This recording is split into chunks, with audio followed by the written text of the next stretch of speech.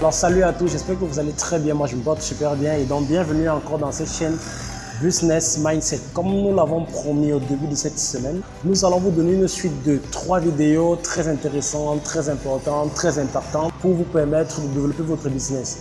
Naturellement, on va poster dans cette chaîne cette semaine les vidéos sur la veille stratégique, mais également une vidéo sur la conception des visées publicitaires. Nous, ce que nous voulons promouvoir ici, c'est le mindset, c'est le fait de comprendre que pour pouvoir faire grandir votre business, vous devez changer votre manière de penser, vous devez changer votre manière de conceptualiser les choses. Pour cette vidéo, nous avons rencontré quelqu'un de très intéressant, le docteur Isabelle Pachom, que nous allons vous passer tout à l'heure, qui va vous entretenir sur un sujet hautement important parce que de plus en plus aujourd'hui, les femmes se lancent dans ce qu'on appelle l'entrepreneuriat féminin.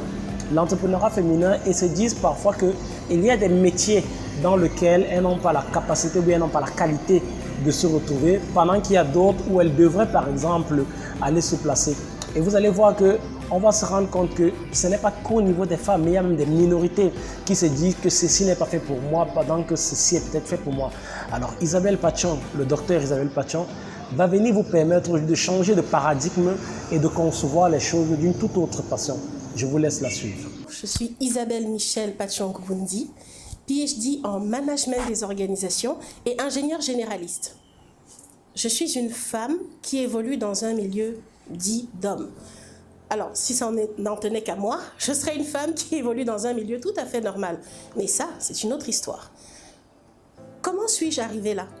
Lorsqu'on me voit, on se dit certainement, voilà une qui a grandi au milieu d'hommes et qui a voulu s'imposer, se démarquer. Je vous assure, il n'en est rien. Je suis une jeune femme tout à fait ordinaire qui a grandi dans une fratrie de 8 filles, car oui, je n'ai pas eu de frère, malheureusement, et j'ai pris ce côté, disons, cet amour du monde industriel du côté de mon père, qui lui était directeur technique.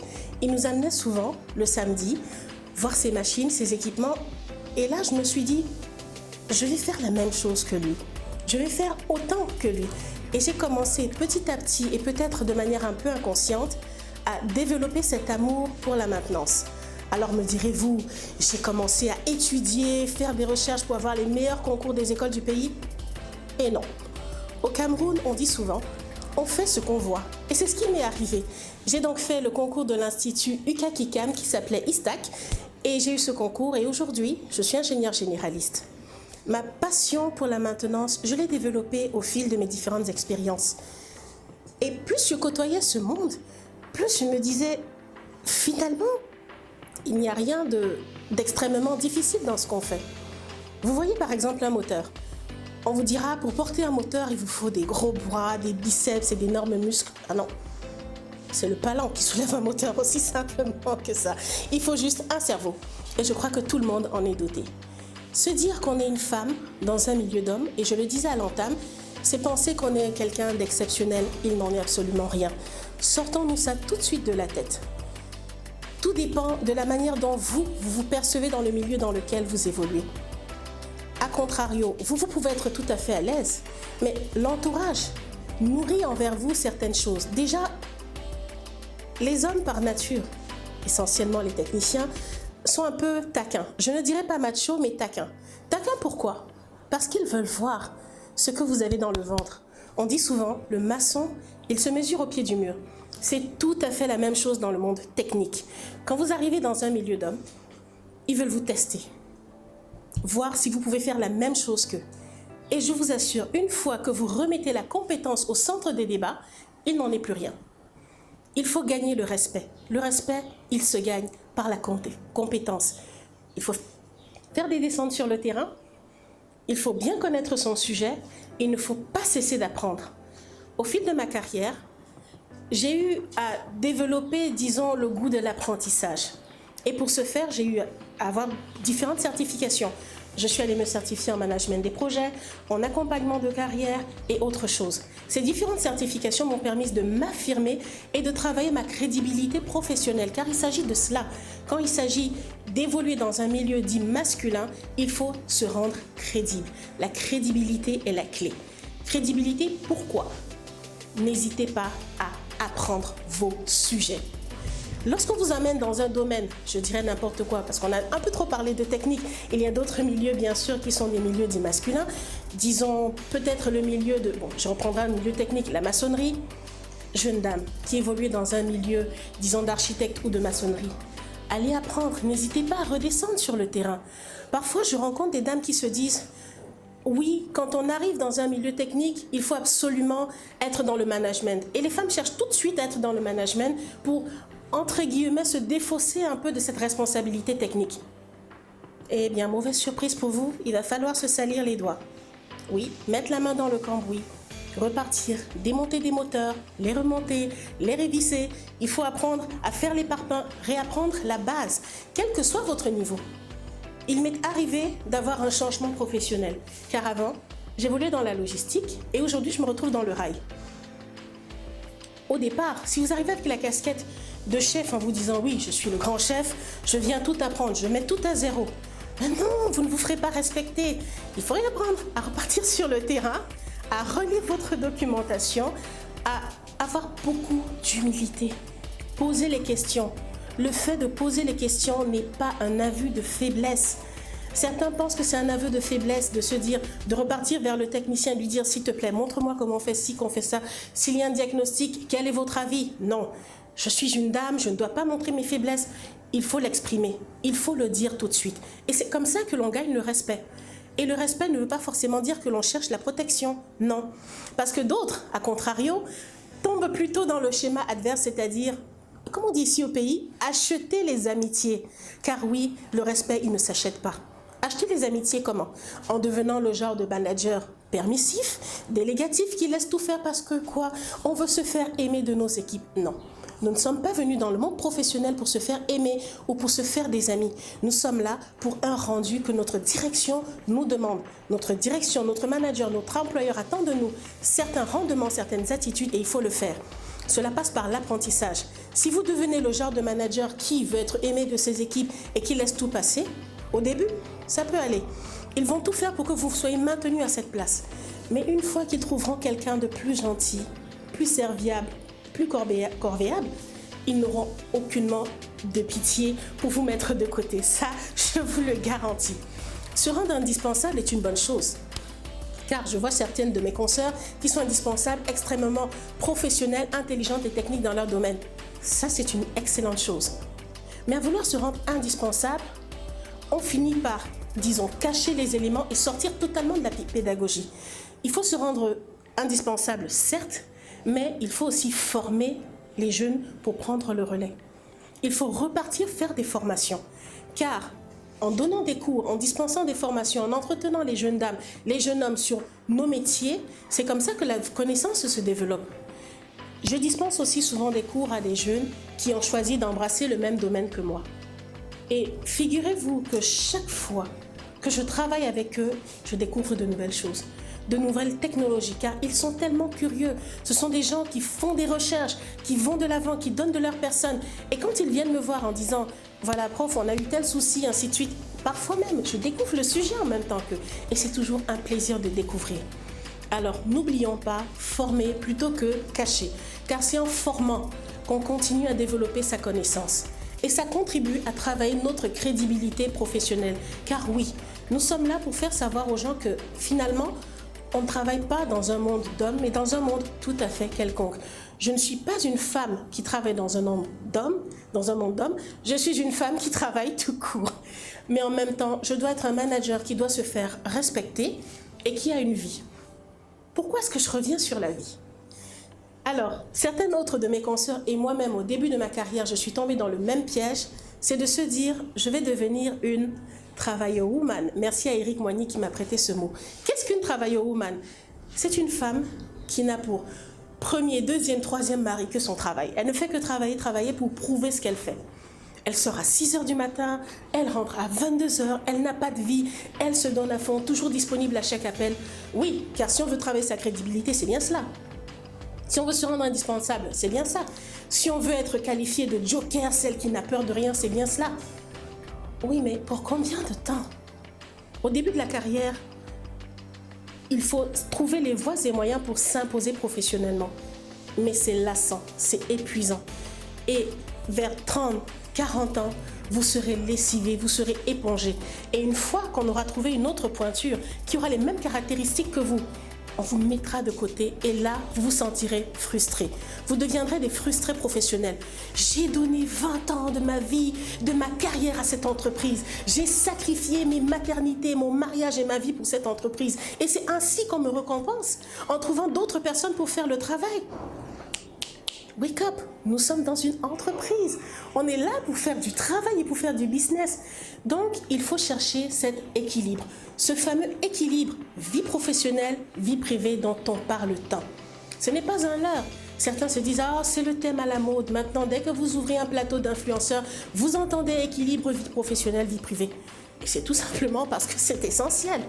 Car si vous êtes quelqu'un de fatigué, quelqu'un de frustré, quelqu'un qui n'a pas de vie, qui n'a pas d'objectif, très sincèrement, vous n'allez pas progresser, vous allez stagner.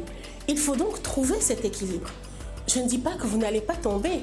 Moi, je suis tombée et je me suis relevée. Et peut-être, je tomberai encore. Mais il n'y a pas de souci car ce parcours professionnel m'a tout simplement appris à me relever à chaque fois. Car il s'agit de ça, apprendre à se relever à chaque déconvenue. Chaque fois que vous tombez, trouvez juste le moyen de vous relever. Oui, il faut penser à avoir une vie. J'ai des enfants. Et spoiler, j'ai fait tous mes congés de maternité. Oui, les 14 semaines plein x 2 pour mes 2 enfants. Parce qu'il était essentiel que mon corps se retrouve avec lui-même et récupérer les énergies. Je vois certaines qui écoutent leur congé de maternité. Pourquoi? Si je laisse mon poste vide, eh bien quelqu'un d'autre le prendra. Ok, mais si vous mourrez, quelqu'un d'autre le prendra aussi, votre poste. Donc, à un moment donné, il faut penser plus sur le long terme et non sur le court terme. Des gens qui réfléchissent carrière de cette manière réfléchissent sur le court terme. Il faut avoir un exutoire, avoir des passions, avoir une cause. Vous devez dans votre vie choisir une cause pour laquelle vous vous engagez. Ça peut être les enfants de la rue. Ça peut être l'alphabétisation des jeunes filles. Il faut toujours avoir une cause qui nous rappelle un peu ce côté social et qui nous donne une plus forte raison de vivre. Car j'ai remarqué que les leaders qui ont un engagement social ont plus de poigne, ont plus de punch dans la réalisation de leur travail car ils savent qu'ils ont plus à perdre qu'à gagner. Car il ne s'agit plus d'un emploi. Il s'agit d'être une personne qui va véhiculer et passer un message poignant pour la génération future. Travailler dans un milieu, disons, différent de celui pour lequel nous sommes physiquement destinés n'est pas une gageure. Il s'agit de se préparer, chercher des modèles, chercher des gens qui vous inspirent. J'ai des modèles, j'ai des femmes qui m'inspirent. Cherchez des modèles les plus proches possibles. Des gens qui sont palpables, discutez avec vos rôles modèles. Il ne s'agit pas seulement de se dire « Ah, mon modèle, c'est Beyoncé. Je veux bien, je serai obligée d'aller lire toute sa biographie, mais je ne pense pas que j'aurai l'opportunité de discuter avec elle. » Par contre, Jeanne Sissoko Zézé, elle est un peu plus proche. Donc, j'ai plus de chances de l'atteindre, de discuter avec elle. Ce n'est qu'un exemple et vous aurez autant d'exemples possibles. Vous avez Hermine Dolores Boom qui est très disponible. C'est une femme juste phénoménale. Vous l'appelez, vous consultez, elle prend le relais, elle discute avec vous, elle vous donne des conseils. Vous avez Women in Leadership Africa, in Logistique Africa. Ce sont des femmes de la logistique qui se sont réunies pour réfléchir sur le thème de la logistique. Un milieu jusqu'à présent fermé aux femmes et qui est en train de s'ouvrir petit à petit. Je ne dirais pas qu'il n'y a pas beaucoup de femmes dans des milieux d'hommes. C'est juste qu'elles sont un tout petit peu moins médiatisées, un petit peu moins connues. J'étais surprise d'aller dans des structures, d'aller dans certaines structures dans mon parcours professionnel où j'ai vu des femmes conduire des riche-takers, j'ai vu des femmes conduire des camions, j'ai vu des femmes conduire des portiques, j'ai vu des femmes faire des choses incroyables, mais avec une telle facilité. Et chaque fois qu'on s'approche d'elle, on dit « Oui, waouh, vous faites ça comment ?» Déjà, elle a l'air surprise qu'on lui pose la question « Vous faites ça comment ?» Mais je mets mes mains sur le volant, je tourne et je passe les vitesses. Sauf s'il y a autre chose que je devrais comprendre derrière la question. Ce n'est pas pour banaliser le métier, ce n'est pas pour réduire à zéro ce que ces femmes font, c'est juste pour se dire que finalement, nous faisons autant que les autres. On a la capacité de le faire. Montrer qu'on a cette capacité-là par rapport à l'image réductrice de la femme, qui est cet être fragile, cet être qu'on doit protéger. La galanterie, elle doit toujours exister. Je ne prétends pas que les femmes pouvant faire la même chose que les hommes, on ne doit pas leur ouvrir la porte. Non, je ne prétends pas que les femmes ne doivent plus accoucher d'enfants ou ne doivent plus... Non, il n'en est rien. Chacun doit juste assumer sa façon d'être. Je suis une femme dans un milieu d'hommes. Et oui, j'aime bien tout ce qui est coquet. J'aime bien me maquiller, j'aime bien me faire jolie parce que c'est moi et je l'assume. Certes, je suis une femme qui... H24 met des pantalons, mais j'aime bien me retrouver parfois en robe, en talons, en soirée, passer du temps avec mes enfants parce que c'est ma nature et je l'assume. J'aime bien aussi faire un peu de commérage avec mes sœurs. Ça, c'est une activité tout à fait récréatrice pour moi, je l'assume. J'assume qui je suis. Je fais cette profession sans pour autant renier mon authenticité, renier mon être profond. Il faut d'abord savoir qui vous êtes. Je suis Isabelle, une femme qui est comme si, une compagne, une mère qui fait des erreurs, qui se rattrape, qui se rachète, ainsi de suite. Qu'est-ce que je veux faire? Je veux faire tel métier. Quels sont les éléments qui me manquent pour atteindre tel métier? C'est ainsi que je me forme. Autre chose aussi, une femme dans un milieu d'hommes, et ça, j'aurais aimé qu'on me le dise avant d'entrer dans ce genre de métier. Malheureusement, on ne l'apprend pas à l'école. Mais vous serez sujette à tout genre de calomnies, tout genre de rumeurs. Entre les promotions canapé, entre les quotas, on vous dira oui, vous avez été recruté pour remplir les quotas, vous avez été recruté parce que bon, il fallait bien une femme au comité de direction, donc on vous a mis cela. Je ne dis pas que les quotas n'ont pas leur importance, mais ce que je veux dire, c'est qu'il faut apprendre à encaisser. Il faut vous endurcir la cuirasse. Nous avons souvent cette hypersensibilité qui voudrait qu'on prenne de manière un peu trop directe tout ce qui nous est dit. En faisant justement un parcours dit d'homme, on apprend à se débarrasser de cette sensibilité. On s'accommode parfois aux blagues un peu salaces de nos collègues pour nous taquiner un tout petit peu. Mais en démontrant votre hypersensibilité, vous ne ferez que démontrer vos déclencheurs. Le déclencheur, c'est quoi? C'est ce qui nous met hors de nous.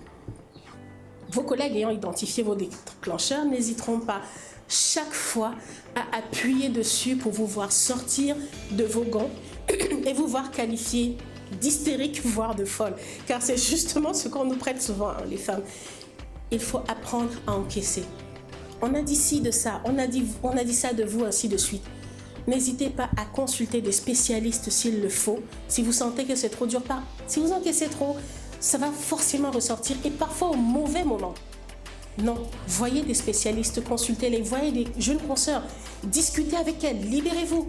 Mais ne cherchez pas à tout prix à vous justifier car vous n'êtes pas responsable de la manière dont les gens vont comprendre le message que vous allez passer. Et parfois, le fait de trop vouloir vous justifier ne va faire qu'amplifier le message et les suspicions vis-à-vis de vous. Que faut-il faire? Parfois, laisser faire. L'occasion vous sera donnée à un moment donné de rétablir la vérité. On ment sur votre compétence. Pourquoi vous gênez-vous à vouloir le montrer? Vos résultats sont là, vos chiffres sont là. Le travail que vous faites, il est là. On ment sur le fait que vous ayez eu recours à telle ou telle autre pratique pour avoir votre promotion. Si vous êtes incompétente à votre poste, là, il y aura de sérieux doutes, effectivement. Mais si vous cartonnez, si vous pulvérisez les records, si vous nous brisez ce fameux plafond de verre, mais qui pourra encore dire quoi que ce soit? Et nous serons les premiers à venir vous applaudir. Donc, quel que soit votre genre, quelle que soit votre difficulté, que vous soyez une personne à mobilité réduite, que vous soyez une personne ayant certains antécédents médicaux, vous pouvez faire tout ce qui vous est permis de faire pour peu que vous ayez de la volonté, du courage et un extrêmement bon entourage qui vous soutient et vous accompagne. Merci. Comme vous avez suivi, la clé de tout ça, c'est le mindset, c'est votre façon de voir les choses. Elle le disait encore tout à l'heure, il faut pouvoir avoir de l'humilité, il faut pouvoir vouloir poser des questions. Demander ce qu'on veut savoir n'est pas montrer qu'on est faible, c'est montrer par contre qu'on est fort, c'est montrer qu'on veut évoluer. Il faut pouvoir être des managers qui ont le sens du partage, mais également le sens de la croissance. Lâcher ses charges pour pouvoir acheter La sympathie des gens n'est pas l'élément qui va vous permettre de grandir dans votre business. Et ceci ne s'applique pas qu'aux femmes, ça s'applique à tout le monde. Aujourd'hui, vous ne pouvez pas être un manager qui veut faire une croissance et vous vous dites que vous devez être sympathique avec les gens. Ça ne marche pas. Soit vous faites du business, soit vous faites du social. Et ça, il faut pouvoir cumuler les deux.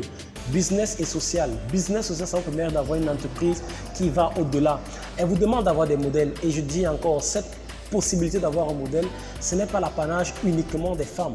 Si vous voulez évoluer dans un domaine, il faut avoir un modèle, il faut avoir des personnes sur qui vous allez câbler votre esprit, vous allez câbler votre façon de faire. Ces modèles vont vous permettre d'avoir un référentiel sur lequel vous allez devoir vous appuyer avant de vous projeter vers votre pratique ou bien alors vers votre élément qui va vous caractériser personnellement. J'espère que cette vidéo vous aura plu et que elle vous aura apporté beaucoup d'autres choses, notamment au niveau de la manière de penser, la manière d'appréhender, la manière de voir le monde de l'entrepreneuriat et de voir le monde du business tout simplement. Nous vous donnons rendez-vous cette semaine également pour les prochaines vidéos qui vont être publiées. Donc nous vous invitons à vous abonner déjà à la chaîne et à nous laisser un commentaire si vous avez besoin de plus d'informations ou bien si vous avez besoin de parler au docteur Isabelle. Et nous nous donnerons un plaisir de vous apporter des réponses. Merci à tous, c'était Richard Guédé pour la chaîne Business Mindset. De l'autre côté de la caméra, il y a VP à qui on dit merci. Ciao.